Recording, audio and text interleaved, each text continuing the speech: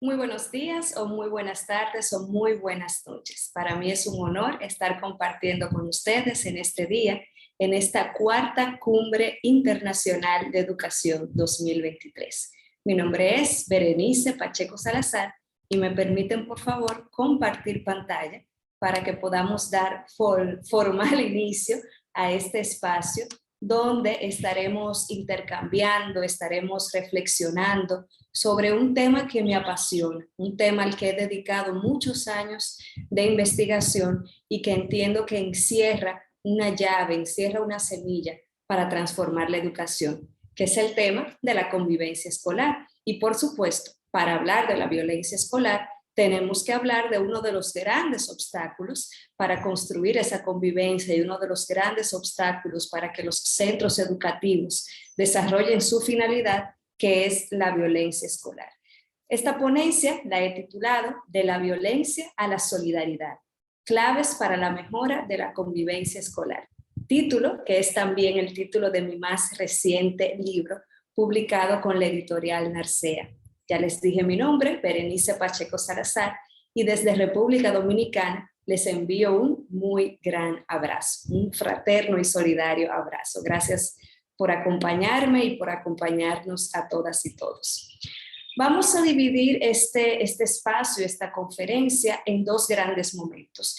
Al principio vamos a reflexionar sobre qué es la violencia escolar, cómo se define, qué la caracteriza y cómo se puede expresar en un contexto educativo. Y luego, en la segunda parte, hablaremos del qué hacer, cómo abordar y prevenir la violencia escolar, pero más allá, ¿qué podemos hacer como docentes, orientadores, psicólogos, personal directivo de los centros educativos?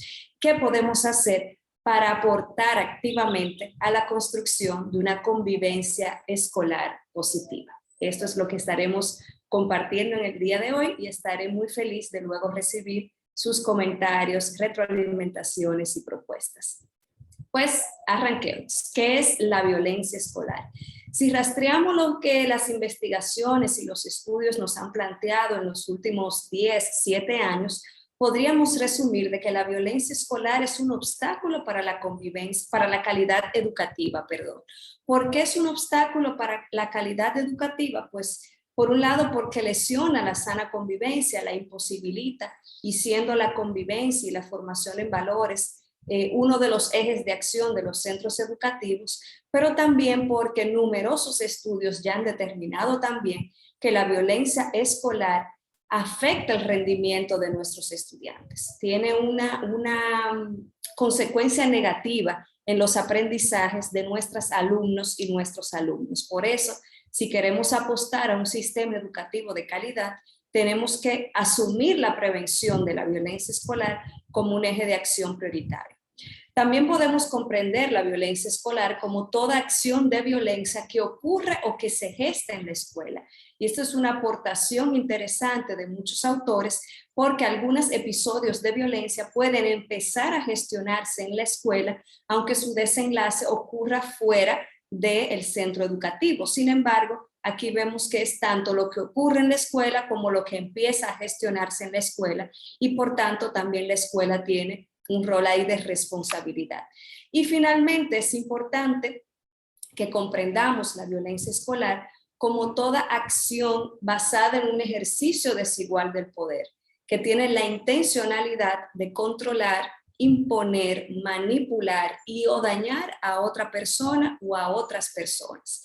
Y respecto a esta arista de la definición, es importante destacar que la violencia, en términos generales y por tanto también la violencia escolar, es un comportamiento aprendido y ya podríamos dedicar otra conferencia a profundizar en las distintas maneras en que vamos aprendiendo la violencia como una forma de relacionamiento. Lo poderoso aquí es que si comprendemos la violencia como un comportamiento aprendido, pues podemos también, por deducción, plantear qué puede desaprenderse. Y ahí jugamos desde los centros educativos un rol importante en el desaprendizaje de esa violencia y en el aprendizaje de nuevas formas de relacionarnos y de convivir. Una apuesta importante es que comprendamos la violencia escolar desde una mirada sistémica e integral. Y esto implica verlo en su totalidad y en su complejidad, ver incluso la violencia escolar más allá de los episodios de violencia que puedan ocurrir en un centro educativo y ver la violencia escolar desde todas las expresiones y direccionalidades en las que puede manifestarse en un centro escolar, independientemente de la edad e independientemente del grado. En ese sentido, es importante que hablemos sobre las direccionalidades de la violencia escolar.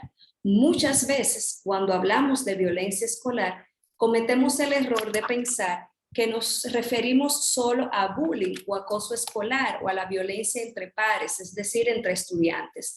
Sin embargo, la violencia escolar es un problema complejo que va más allá y por eso hago la invitación en este día a que podamos mirar de manera crítica y de manera reflexiva las distintas direccionalidades en las que ocurre la violencia escolar. Podemos decir que la violencia escolar ocurre entre estudiantes, que es, como ya expresaba, una de las manifestaciones quizás más estudiada en nuestro contexto latinoamericano, y también en muchos contextos ocurre violencia de estudiantes hacia los docentes, donde los docentes son víctimas de violencia por parte de su alumnado e incluso en algunos contextos por parte de alguna familia.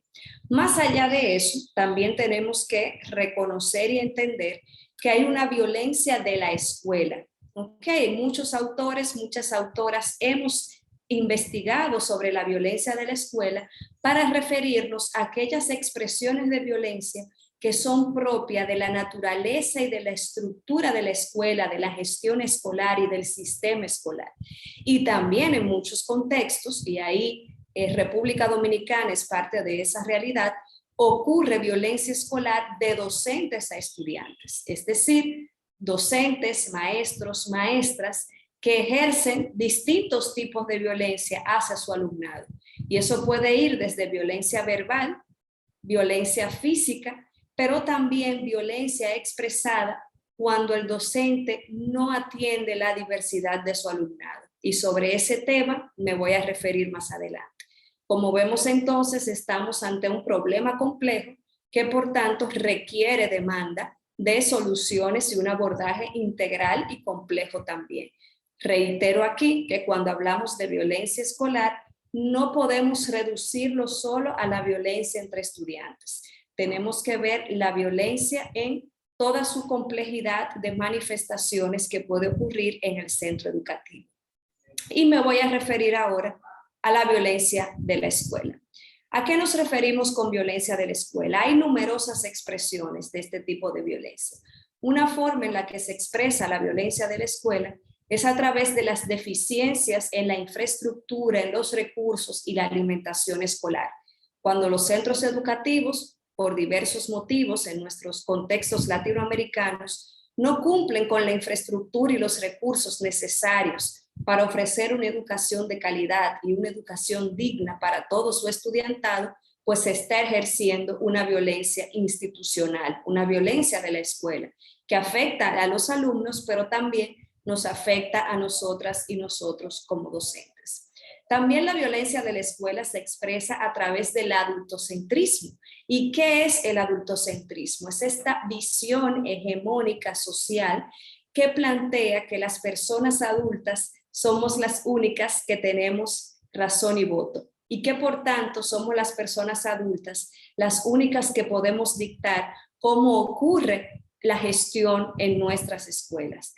Cuando actuamos desde una mirada adultocéntrica, pues estamos cerrando los espacios a la participación estudiantil. Y esto se conecta mucho con la tercera expresión de la violencia de la escuela, que es el control del cuerpo y las identidades juveniles. Y finalmente nos encontramos con la no atención a la diversidad como una expresión de esta violencia institucional. A esto me voy a referir más adelante, pero sí quiero empezar a plantearles desde ahora que la no atención a la diversidad se convierte en una forma de violencia institucional, porque al no desplegar una diversidad de estrategias, de métodos y recursos para garantizar que todo el alumnado, sin ningún tipo de distinción, logre las competencias y logre los aprendizajes significativos en la etapa oportuna, pues estamos ejerciendo una violencia contra el estudiantado y una violación a su derecho a la educación. También nos encontramos, como ya mencionaba antes, con la violencia entre estudiantes, que es quizás la que más comúnmente hemos reflexionado. Y aquí encontramos una diversidad de expresiones: violencia verbal entre los estudiantes, violencia física, económica, sexual y cibernética. La cibernética, que se relaciona con todo este ejercicio de violencia que ocurre en el mundo virtual a través de las redes sociales y las aplicaciones de mensajería. Al respecto de la violencia entre estudiantes, es importante destacar que en la mayoría de los estudios se encuentra como un hallazgo coincidente que la violencia sexual que ocurre en la escuela, por lo general, por no decir siempre, tiene como víctimas a las alumnas. Y eso nos lleva a la reflexión de cómo socialmente se configura esa desigualdad entre hombres y mujeres y, por tanto, cómo la escuela tiene que desempeñar un rol activo en la transformación de esas desigualdades. Si vemos aquí, podemos ver un pequeño inventario, digamos, sobre el tipo de violencias más comunes, las expresiones más comunes de la violencia entre estudiantes. En relación a la violencia verbal, es muy común el uso de insultos, de sobrenombres, de ridiculizaciones, ofensas y amenazas, que forman parte, digamos, del repertorio habitual de diálogo y de comunicación de nuestro alumnado. También ocurren en muchos contextos violencia económica, que es cuando los estudiantes entre sí desarrollan acciones de robos y atracos e incluso destrucción de la propiedad personal e institucional del centro educativo. Como ya mencionaba, también tenemos la violencia cibernética, que es aquella que ocurre en el ámbito digital, en el plano virtual, que ahí es importante destacar que al final lo que ocurre en este mundo virtual es una expresión de lo que ya el estudiantado vive, siente y hace en el plano, digámosles, real. Entonces, en la violencia entre estudiantes cibernéticas, encontramos que en muchos contextos los estudiantes graban con sus celulares, con sus dispositivos móviles, las peleas, las discusiones, para luego difundirla a través de las redes sociales y aplicaciones de mensajería instantánea. También muchas veces ocurren situaciones de insultos y amenazas a través de estos mismos mecanismos. Y finalmente, y vinculado con relaciones de pareja y noviazgo en la etapa adolescente, nos encontramos difusión de fotos y videos con contenido sexual. Estas son las principales expresiones de violencia cibernética que las investigaciones nos revelan. En relación a la violencia física, encontramos que esta puede ser ejercida con el propio cuerpo a través de patadas, cachetadas y empujones, muchas veces utilizando objetos de uso cotidiano en el centro escolar, como son los cuadernos, lápices, piedras, sillas, botellas, reglas y demás útiles escolares. Y en algunos contextos, sobre todo más urbanos, marginales, caracterizados por más pobreza, más vulnerabilidad, más delincuencia, muchas veces los estudiantes tienen acceso a armas blancas y con estos ingresan a los centros educativos y también se dan situaciones de violencia física asociadas al uso de tijeras, cuchillos, navajas, en algunos casos incluso pistolas. Y finalmente nos encontramos con la violencia sexual en el estudiantado, que está muy vinculada a situaciones de noviazgo y enamoramiento, y donde parecería también que el acoso sexual de los alumnos hacia las alumnas pues es un común denominador de relacionamiento también. Y vuelvo y reitero que esto nos lleva a la reflexión sobre cómo se vive hoy por hoy la sexualidad, cómo se vive lo afectivo y cuál es el rol que como docentes y desde los centros educativos tenemos que jugar para desaprender esas formas tradicionales y dañinas de relacionamiento entre hombres y mujeres. Avanzando hacia otra expresión de violencia, nos encontramos con la violencia de estudiantes a docentes, donde docentes ahí son víctimas de insultos, burlas, robos, empujones y golpes por parte de sus estudiantes, sobre todo los estudiantes de mayor edad, de nivel medio, nivel secundario o bachiller.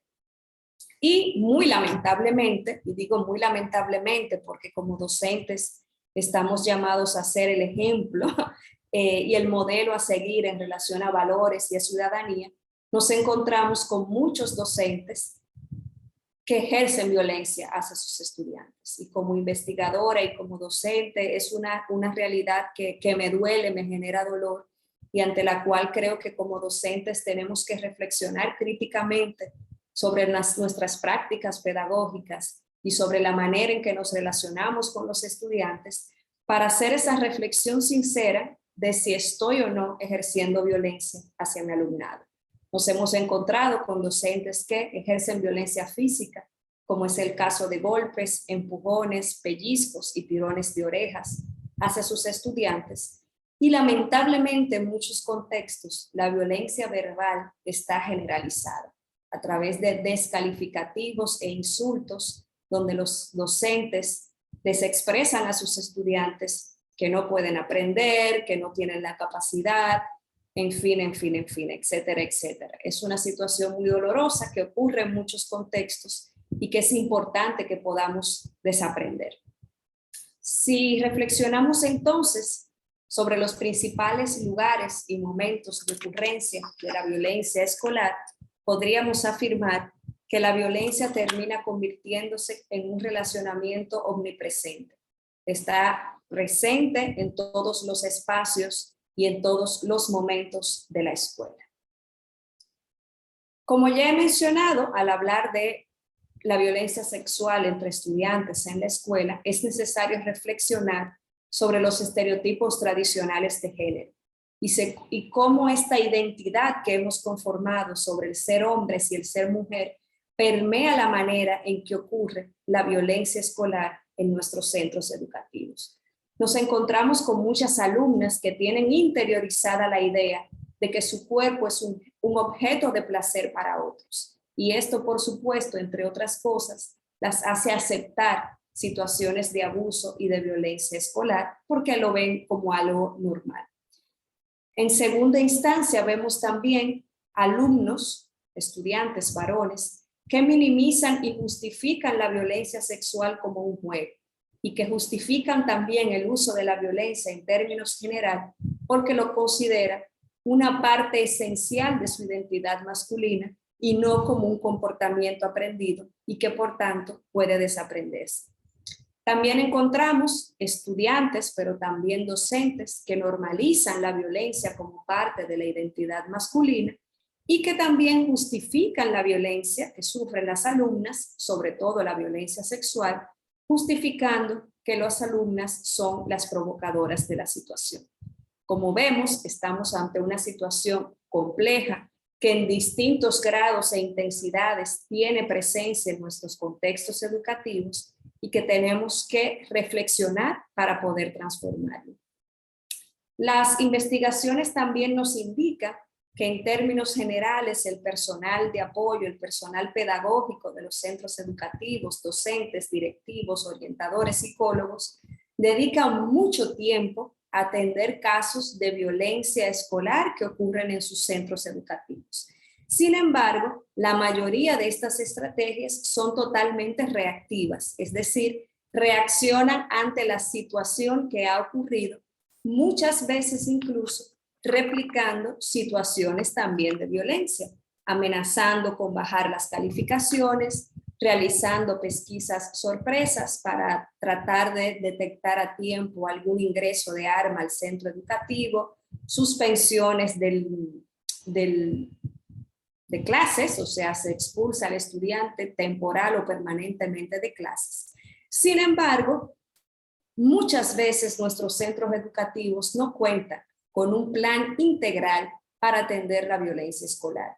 Y por eso es importante que los centros educativos, incluso con participación de las familias y por supuesto del mismo alumnado, puedan tener un plan institucional para atender la violencia escolar. Un plan que por supuesto considere el qué se hace cuando ocurren los casos, pero que sobre todo esté enfocado en la prevención, en la reeducación y en la enseñanza de nuevas formas de relacionarnos y de nuevas formas de solucionar los conflictos entre el alumnado. Preguntamos en las investigaciones también cuáles son las estrategias, ya no institucionales, sino las estrategias personales que utiliza el alumnado cuando ocurre o va a ocurrir alguna situación de violencia escolar. Y es interesante que los alumnos reportan buscar apoyo en los adultos, sobre todo en su familia y autoridades del centro. Pero esta búsqueda de apoyo en personas adultas ocurre sobre todo con estudiantes de los grados más bajos, de las edades más pequeñas, es decir, nivel primario, perdón. Sin embargo, en la medida que va el estudiante aumentando en edad y aumentando en grado, las investigaciones nos hablan de que los estudiantes suelen utilizar el delatar el hecho, ¿ok? Sin embargo, entre sus pares esto se considera una traición a los códigos. La principal estrategia reportada por el alumnado es el no quedarse dado, como se dice en el contexto de República Dominicana, y ya ustedes me contarán cómo se dice en sus países. ¿Qué significa el no quedarse dado? Pues asumir la justicia con sus propias manos. Es decir, si un estudiante me golpea, pues yo devuelvo el golpe. Como dicen en muchos contextos, yo doy el último golpe. A eso se refiere la estrategia de no quedarse dado. Y por supuesto, esto nos habla del sentido de indefensión que ya desarrollan, que tienen desarrollado los estudiantes más grandes, donde entienden que no pueden buscar el apoyo en las autoridades del centro, sino que tienen que ellos por sus propias manos tomar justicia. Y nos habla también de esa perpetuación de la cultura de la violencia o del círculo de la violencia en los centros educativos, pero que por supuesto también está conectada con esa cultura de la violencia vivida en sus contextos comunitarios, familiares y todo lo que se va aprendiendo a través de los medios de comunicación. Ahora bien, ante todo este contexto tan complejo y que puede ser bastante desalentador, tenemos que preguntarnos qué podemos hacer.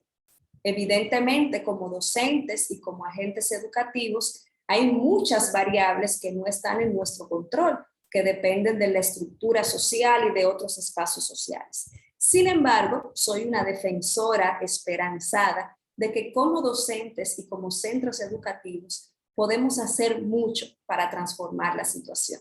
Podemos impactar la vida de nuestros estudiantes. Por eso vamos a pasar ahora a la segunda parte de esta conferencia, donde vamos a intentar dar respuesta a esta pregunta. ¿Cómo abordar y prevenir la violencia escolar? La respuesta a esta pregunta la encontramos desarrollando la convivencia escolar.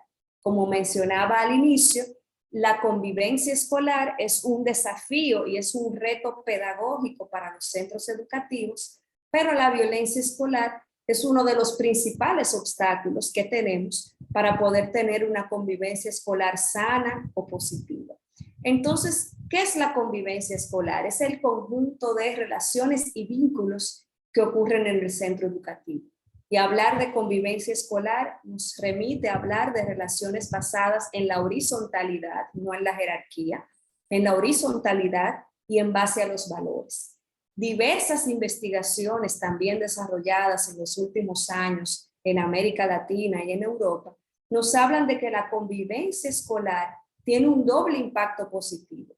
Impacta positivamente el desarrollo intelectual de nuestro alumnado, porque favorece los aprendizajes, disminuye las posibilidades de deserción y abandono escolar, pero también la convivencia escolar impacta positivamente el desarrollo socioafectivo de nuestros estudiantes, su sana autoestima, su sano autoconcepto, su rol de liderazgo y por supuesto su desarrollo emocional tan importante como hemos hablado ya en esta conferencia y en otras que han tenido en el marco de este congreso. Entonces, ¿qué propongo yo para hacer frente a la violencia escolar?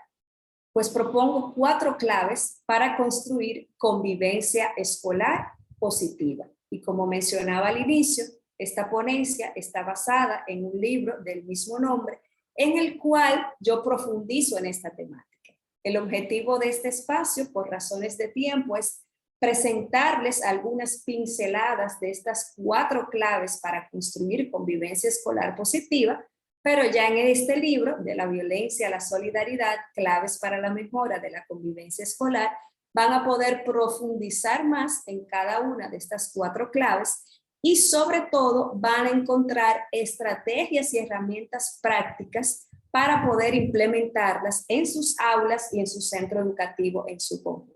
Ustedes se preguntarán entonces cuáles son esas cuatro claves y se las voy a presentar a continuación.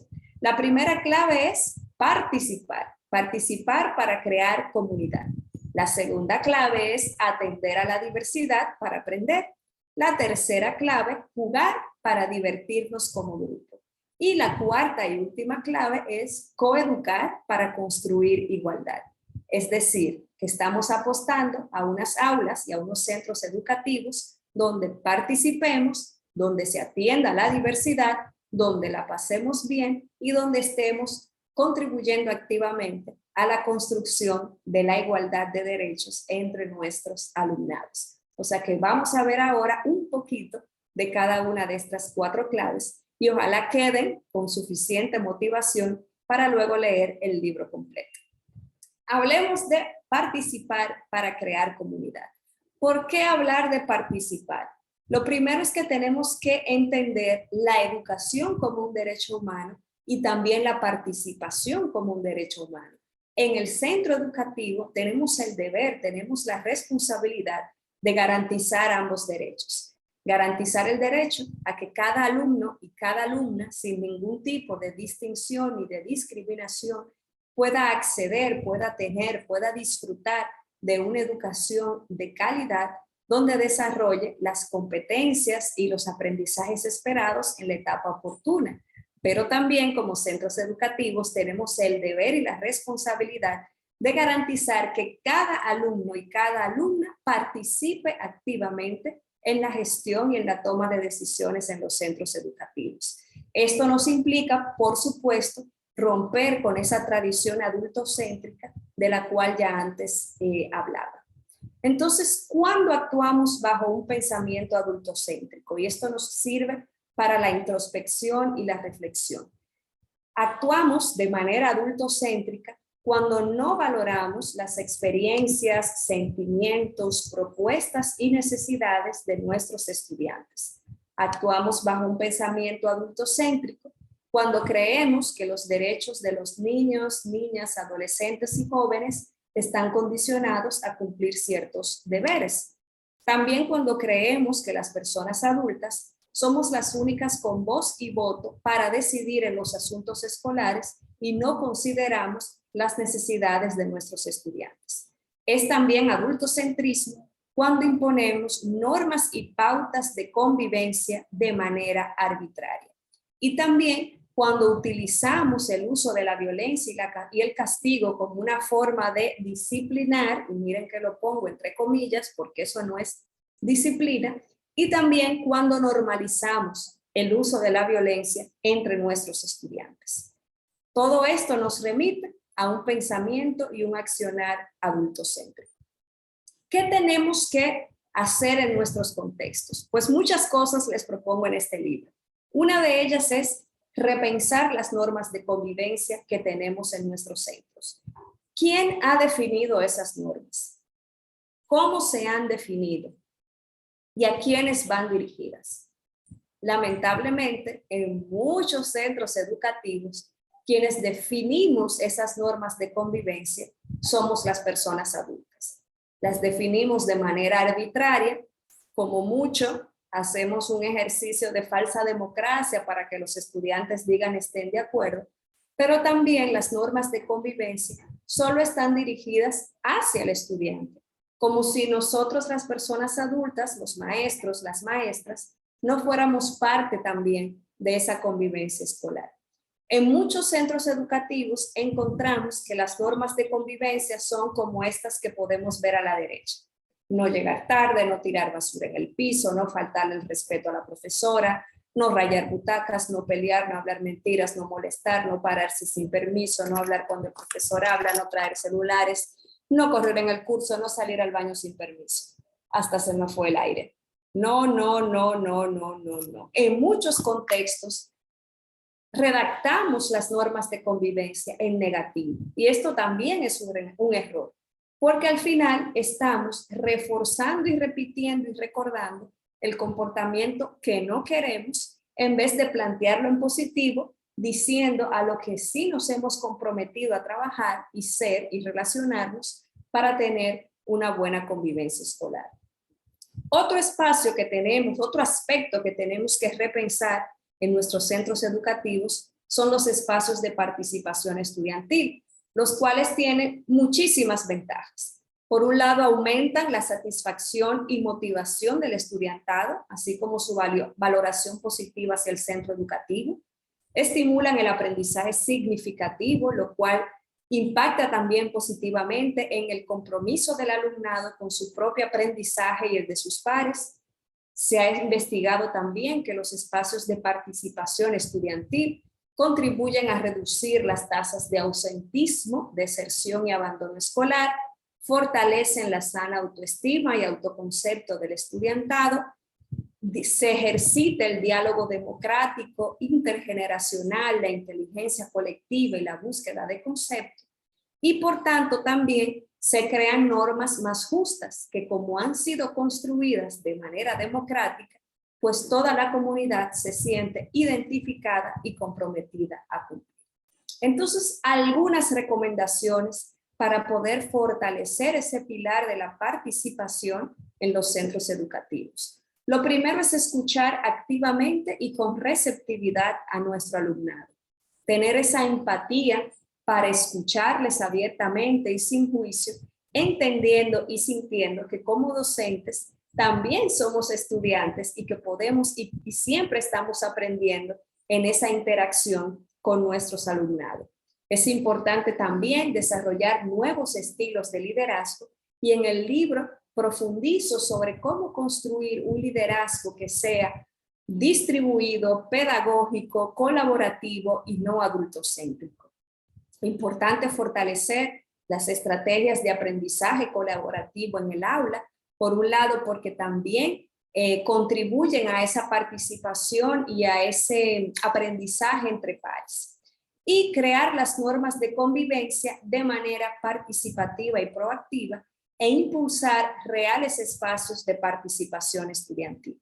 En el libro encontrarán pautas para cómo crear estas normas de convivencia de manera participativa y proactiva, incluso ejercicios para cómo construirlas junto al alumnado y cómo redactarlas de manera clara, concisa y, como ya les mencioné, también en positivo, siempre recordando el comportamiento y el relacionamiento que sí se quiere impulsar y estimular. Vamos ahora con el segundo pilar, que es atender a la diversidad. Atender a la diversidad para garantizar que todos nuestros alumnos y todas nuestras alumnas aprendan de manera oportuna. Al hablar de la atención a la diversidad, tenemos que considerar, y aunque parece una paradoja, no lo es, que somos iguales y somos diversos. Somos iguales en derecho porque todas las personas tenemos los mismos derechos humanos y el mismo derecho a vivir en dignidad, pero a la vez somos diversos. No hay dos personas iguales, somos diversos no solo por las características físicas o intelectuales, sino también por nuestros intereses, nuestros talentos, nuestras habilidades, nuestros proyectos de vida. Me encanta esta cita de Anne Tomlinson del 2005, que dice: lo que tenemos en común nos hace seres humanos, lo que nos diferencia nos hace individuos. La diversidad es algo que siempre va a estar presente en nuestras aulas. Nunca tendremos dos estudiantes iguales. Tenemos que trabajar entendiendo que la diversidad, primero, es la norma y que segundo, es una cualidad que va a enriquecer siempre nuestra experiencia áulica. Sin embargo, como ya mencionaba antes, cuando no atendemos la diversidad, cuando trabajamos de espalda a la diversidad, estamos propiciando la violencia, estamos ejerciendo una violencia institucional hacia nuestro alumnado. Y ustedes me preguntarán, ¿qué significa no atender a la diversidad? Pues veamos, no atendemos a la diversidad cuando desarrollamos estrategias pedagógicas basadas en la monotonía, memorización y repetición, cuando no consideramos los intereses y necesidades de cada uno de nuestros estudiantes para la planificación de las clases, cuando asumimos la evaluación como una forma de amenaza y castigo y como una forma de etiquetar o estigmatizar a nuestro estudiantado, y cuando no garantizamos que todos y cada uno de nuestros alumnos estén aprendiendo.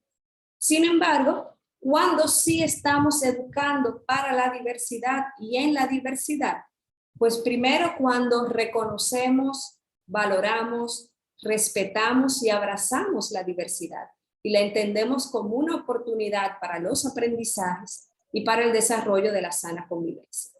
Educamos para la diversidad cuando consideramos las múltiples maneras y ritmos en que puede aprender el ser humano y cuando consideramos sus intereses, sus motivaciones, sus experiencias previas al momento de planificar nuestras clases. Educamos para la diversidad cuando creamos un aula dotada de sentido, de curiosidad, de creatividad y de alegría que propicie el desarrollo pleno e integral de cada uno de nuestros estudiantes, el desarrollo de sus capacidades y de sus talentos. Cuando asumimos el error del estudiantado como una puerta al aprendizaje y, como ya mencionaba antes, cuando favorecemos que todos y todas, sin excepción, aporten. Y de esa manera estamos, por un lado, garantizando el derecho a su educación de calidad y también favoreciendo una convivencia escolar positiva. ¿Cuáles son algunas de las recomendaciones entonces para fortalecer ese pilar de la atención a la diversidad en nuestros centros educativos? Lo primero y lo más básico es conocer a nuestros estudiantes. Si no conozco a mis estudiantes, no puedo considerar sus particularidades para mi planificación y mi trabajo en el aula.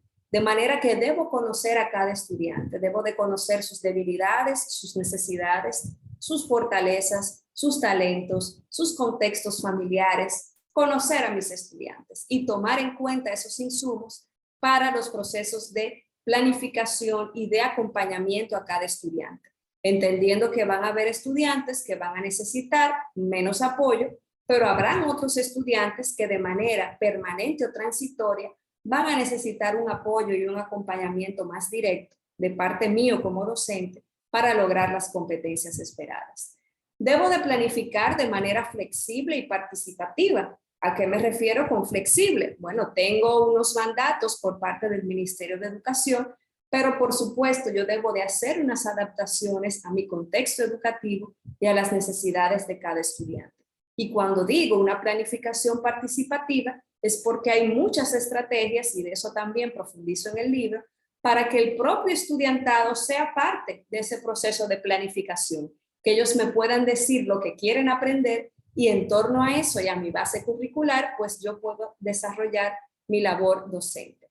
Para trabajar y atender la diversidad, tengo que crear un aula enriquecida con metodologías diversas que me permitan responder a los distintos ritmos y estilos de aprendizaje y también a las distintas inteligencias que pueden expresar nuestros estudiantes. Y algo importante aquí también es tener un rol activo en frenar y evitar todo tipo de discriminación y desarrollar ese valor tan importante de la igualdad y la dignidad de todos los seres humanos con todos los estudiantes y no dar cabida a que ningún tipo de estudiante sea discriminado, ni por su condición de nacionalidad, ni de raza, ni de creencia religiosa, ni de edad, ni de capacidades cognitivas, alguna situación física, ningún tipo de discriminación. Asumamos la diversidad, reitero, como una oportunidad para desarrollar la convivencia en nuestras aulas. El tercer pilar nos recuerda la importancia de la lúdica y por eso el tercer pilar se llama jugar para divertirnos como grupo. Sabemos que el juego es un aliado para el desarrollo motor, intelectual, emocional y social. Sin embargo, muchas veces pensamos en juego como algo que solo ocurre con los niños y no que nosotros los adultos también podemos jugar. Pero incluso dentro de la escuela muchas veces asociamos el juego solo con el nivel inicial y los primeros grados del nivel primario. Sin embargo, es importante que esa lúdica y ese juego esté presente en toda la trayectoria educativa y que pueda ser el aula un espacio también de alegría, de diversión y de intercambio. En relación al pilar de los juegos, tenemos que también tener una mirada crítica sobre cómo juegan nuestros estudiantes, qué hacen en su tiempo libre, cómo pasan su tiempo de ocio. Y en ese sentido tenemos que reconocer que los juegos son un espacio de socialización, pero que también en los juegos se expresan dinámicas de exclusión y violencia. Si analizamos los juegos que nosotros jugábamos en nuestra infancia, quizás ahora reconozcamos que muchos de ellos tenían componentes de violencia. Y si analizamos los juegos que juegan en el patio, nuestros estudiantes, quizás muchos de ellos tienen presentes situaciones de violencia y agresión. Pero también hay dinámicas de exclusión, que es, por ejemplo, cuando en algunos juegos no se permite que las alumnas participen porque se considera que es un juego solo de varones, solo de alumnos, o cuando estudiantes, por ejemplo, que tienen alguna situación asociada a discapacidad, son excluidos de las dinámicas de juego. Todo esto como docentes tenemos que mirarlo con ojos críticos, sobre todo para poder transformarlo. Si no reconocemos un problema, no lo podemos transformar. Entonces es muy importante que pongamos esta mirada en cómo están jugando nuestros estudiantes. Entonces, algunas recomendaciones que puedo hacer en relación a este tercer pilar, que es integrar el juego y la lúdica en nuestras aulas y en nuestros centros educativos. Hay muchas metodologías de aprendizaje activo que nos permiten integrar la creatividad y la lúdica en nuestras aulas. También muchas dinámicas de la educación artística. Es importante que la integremos, no porque nos interesa que nuestros estudiantes sean grandes artistas, quizás de segurísimo que algunos lo serán, pero no todo el mundo tiene que ser artista, no todo el mundo quiere ser artista. No se trata de formar artistas, se trata de formar seres humanos con una sensibilidad artística y donde el aula también sea un espacio de disfrute y de gozo, porque cuando le estamos pasando bien, aprendemos más y mejor. Y por eso es importante esta integración de la creatividad y la lúdica en el aula, y en el libro de la violencia a la solidaridad de mi autoría encontrarán más estrategias para poder implementarlo en sus aulas en cualquier nivel educativo. También es importante evitar el uso de la violencia como juego y diversión. Y en ese sentido, no es que vamos a ser policías del juego y vamos a estar fiscalizando lo que pueden o no pueden jugar nuestros estudiantes, pero sí es importante que le podamos proponer nuevas formas de jugar.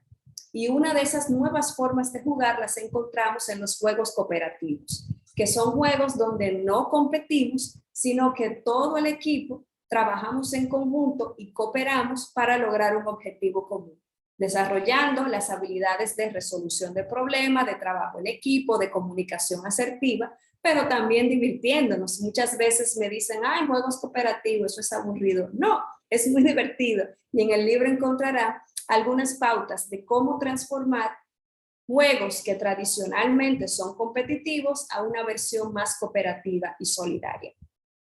Y esto es parte importante de que como docentes podamos trabajarlo con nuestros estudiantes. El cuarto y último pilar, y voy un poco rapidito porque el tiempo se nos va agotando, el cuarto y último pilar es el coeducar para construir igualdad. Ya antes mencionaba en la primera parte, cuando veíamos las distintas manifestaciones y direccionalidades de la violencia escolar, cómo la desigualdad de género, es decir, esta construcción de las identidades masculinas y femeninas, están presentes en las dinámicas de violencia escolar. Entonces es importante que como docentes reflexionemos cómo hemos configurado históricamente nuestras identidades del ser hombre y ser mujer y que podamos desde los centros educativos contribuir a ese desaprendizaje de las maneras en que nos relacionamos de manera desigualdad de manera desigual hombres y mujeres. La educación, los centros educativos y nuestras aulas muchas veces, sin proponérnoslo de manera consciente, estamos perpetuando el sexismo. Por eso es importante preguntarnos cuándo hay sexismo en la educación. Y podemos decir que hay sexismo en la educación cuando enseñamos que los hombres son los únicos o principales protagonistas de la historia y de la ciencia y ofrecemos a nuestros estudiantes una versión sesgada y unos materiales sesgados que no reconocen los aportes de las mujeres. También hay sexismo cuando reforzamos la falsa idea de que las alumnas son naturalmente, por naturaleza, más dedicadas, sensibles y detallistas, y que los alumnos por naturaleza son toscos, competitivos o agresivos. Esta es una idea que también tenemos que desaprender si queremos contribuir a la igualdad. Hay sexismo en la educación cuando esperamos que los alumnos sean mejores en matemáticas y en las ciencias y que las alumnas sean mejores en lengua española y arte. Y hay muchas investigaciones que han determinado la relación que hay entre las expectativas que nosotros tenemos como docentes, esas expectativas desiguales, incluso sin tener muchas veces conciencia de ello, y cómo eso termina repercutiendo e impactando en el rendimiento y los aprendizajes de nuestros estudiantes. También hay sexismo en la educación cuando discriminamos a nuestros estudiantes, cuando no actúan acorde a los estereotipos tradicionales de género. Los estereotipos tradicionales de género nos pautan un deber ser de cómo esperamos que sean las alumnas, cómo esperamos que sean los alumnos, en tanto futuras mujeres y futuros hombres, y eso es algo importante también a tomar conciencia, así como el uso del lenguaje sexista. Desde la psicología se ha hablado de la importancia de expresar con el lenguaje todo cuanto existe. Y si en mi aula tengo alumnos y alumnas, es importante que utilice un lenguaje inclusivo que refleje todo cuanto existe. También hay sexismo cuando justificamos el uso de la violencia por parte de los alumnos y cuando perpetuamos la idea de que hay algunas actividades, juegos o roles que solo pueden desempeñar las alumnas y otros que solo pueden desempeñar los alumnos. Sin embargo, ¿qué ocurre cuando trabajamos a la inversa, cuando educamos para la igualdad? Cuando educamos para la igualdad, esto tiene numerosos beneficios, tanto para la convivencia escolar como para los aprendizajes y el desarrollo integral y sano de nuestro alumnado. Por un lado, cuando educamos para la igualdad, nuestros estudiantes cuentan con oportunidades para desarrollarse plenamente en lo cognitivo y en lo emocional. El estudiantado logra construir proyectos de vida y vocaciones profesionales que no estén limitados ni condicionados por los estereotipos tradicionales de género. Cuando educamos para la igualdad, contribuimos a disminuir las manifestaciones de violencia, respetamos, valoramos y estimulamos la diversidad de gustos, intereses y talentos que puedan tener nuestros alumnos y alumnas sin ningún tipo de discriminación. Nuestro estudiantado aprende a relacionarse de manera más horizontal, cooperativa y solidaria, y esto, por supuesto, mejora las relaciones de amistad y de solidaridad entre el estudiantado, y por todo esto se mejora la convivencia positiva. Entonces, algunas recomendaciones para contribuir a este pilar, cuarto y último pilar de la coeducación para construir igualdad desde nuestros centros educativos. Lo primero es construir una gestión escolar basada en la igualdad.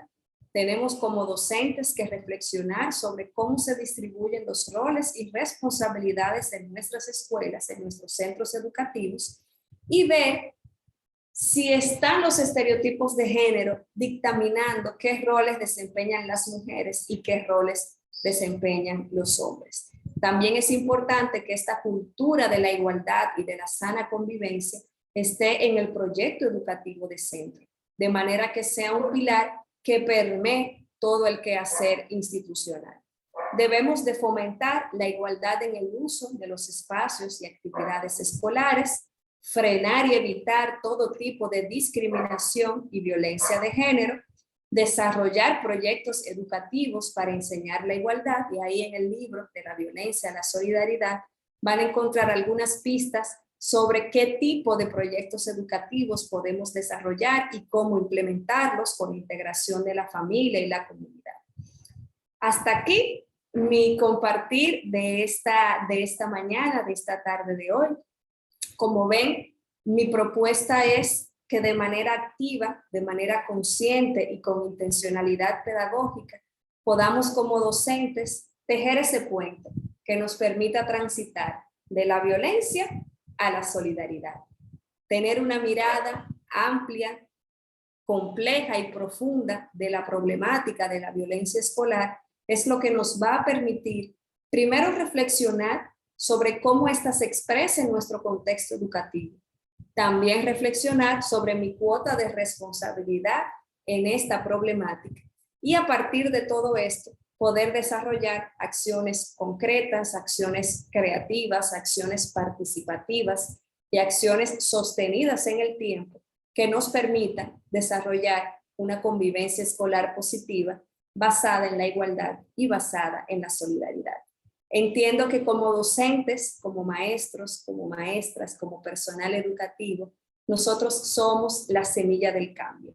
Una semilla que nos va a permitir transitar de lo punitivo a lo preventivo, de la vigilancia a la confianza, de la imposición al diálogo, de la exclusión a la participación, de la separación a la coeducación, de la indiferencia a la empatía y de la violencia a la solidaridad. Le doy las gracias por haberme acompañado en este espacio. Les reitero mi nombre, Berenice Pacheco Salazar. Muchas gracias por escucharme.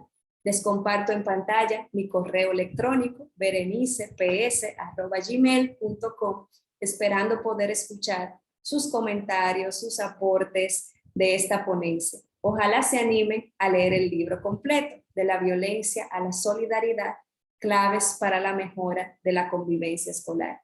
Me gustará mucho escuchar de ustedes qué les ha parecido esta ponencia, qué les ha parecido estas reflexiones, qué les han parecido estas propuestas, y también me gustará escuchar cuando estén implementando alguna de estas estrategias en sus centros educativos. Desde República Dominicana, reciban un cordial, infinito y solidario abrazo. Buenas.